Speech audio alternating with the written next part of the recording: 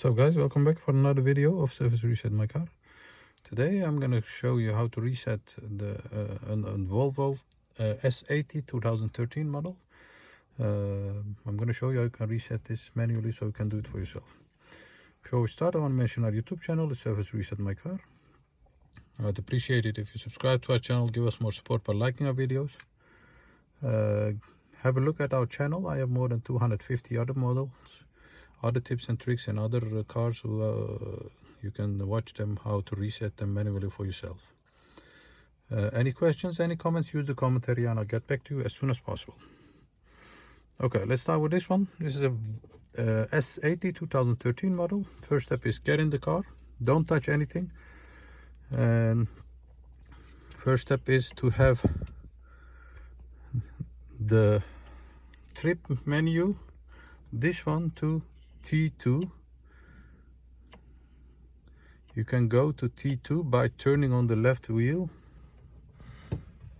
over here. Just the turn button over here, you have to turn it.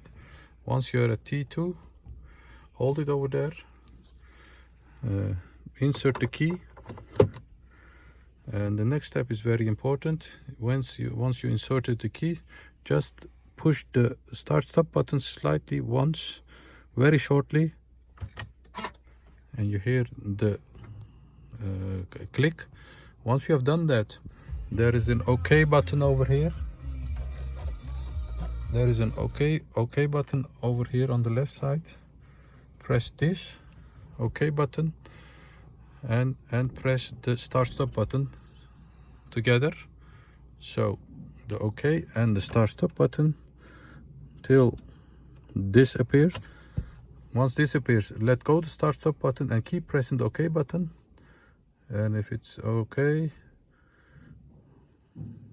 then there will an eye appear on your dashboard. Once that appears, just let go the OK button, and then the indicator must have been reset.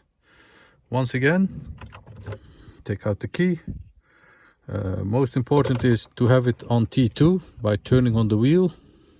T2, put the key inside, press start stop once. Once you have done that, press OK button and the start stop button together.